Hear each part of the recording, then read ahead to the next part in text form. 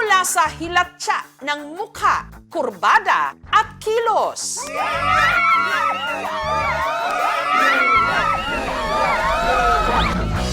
Ako po si Eliza de los Santos, ang Jillian Ward ng Quezon City. Ang way po ng pagngiti niya, same din po sila ng ngiti ni Jillian Ward. Marami pong tao na nagsasabi na, mukha mo si Jillian Ward. Minsan po pinagkakamalan po nila ako. Ikaw po si Jillian Ward. Pinaprank mo po ba kami? Binaaral ko po yung galaw niya, yung pananalita niya. Manood po ako ng mga videos niya. Sumasayaw, uma-acting. Nong! Kaon na ka mo diri! Manamit ang batchoy naman! Nong! Kaon na po! Kakain ka ba o hindi? Sutawa daw ka. Kajua. Ano ba yan?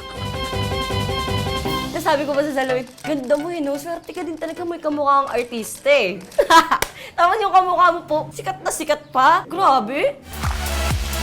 Wala pa. Hanggang si Eliza, ginamit na ring talent sa May Ilonggo Girl.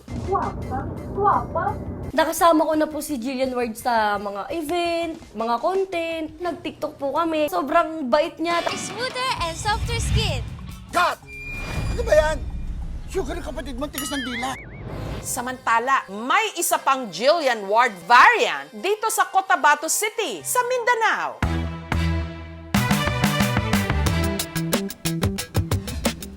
Jillian Ward? No! Ako to, si Farisha Kusain, ang inyong Cotabato girl. Hawig talaga niya.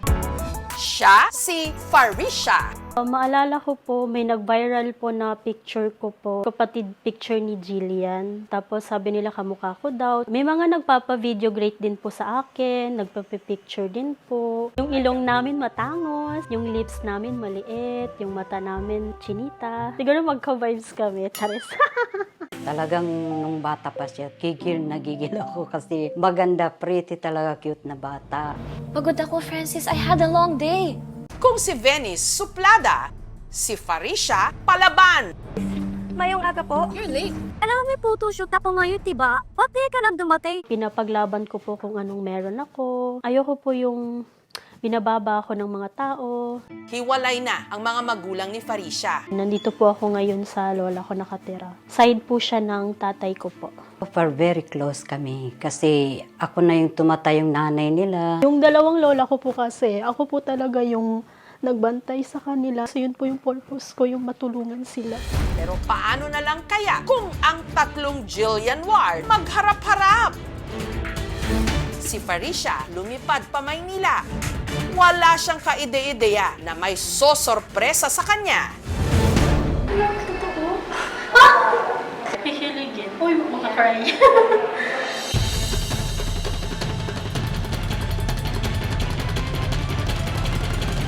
Hello!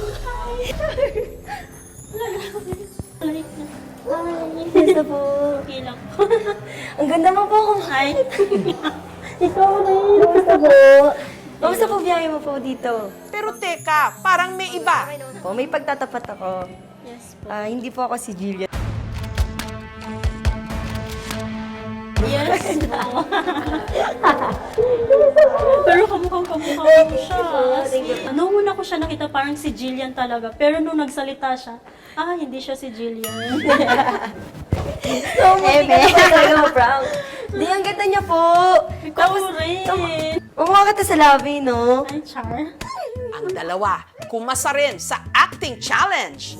Sa pagkakataong ito, nagpalit persona sila. Si Farisha ngayon si Tata, habang si Eliza naman ang gumanap na Venice. Hindi naman po sa ganun. Naghahanap lang po sila ng hahaligi sa amin. Hahalili sa akin? From what I heard, mga agaw ka! Habang nagpapasiklaban ang dalawa sa pag-arte, may isa pang umagaw ng eksena. Gusto mong agawin lahat sa akin! Gusto mong agawin yung asawa ko! Walang iba kundi ang original, opo, ang totoong May Ilonggo Girl na si Jillian Ward. Hubarin mo yan! Hindi naman po sa Hubarin ganun. mo yan! Hindi po. Hubarin mo yan!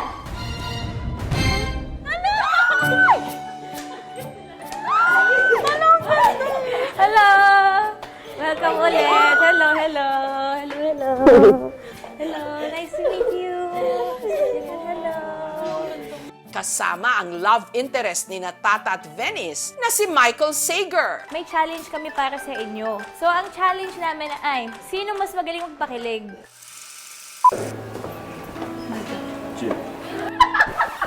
Hindi niya kaya. Lambingin mo naman ako. Yan! Michael, huwag ka magsasmile. Ang ganda mo naman.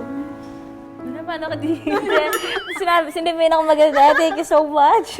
Tapos sobrang bait po talaga niya. I love you. Thank you. Kay Jillian, sobrang thankful ako, then sobrang kilig. For the first time in my life, nakilala na kita at syempre nakasama pa sa KMJS.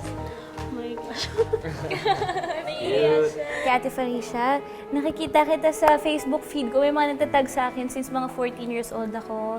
So I'm happy that I met you and I wish you all the best. Mag-ingat ka po parate and sana more meetings pa soon. Kay Elisa, thank you kasi nakikita ko yung mga TikTok siya. Sobra talaga yung effort niya.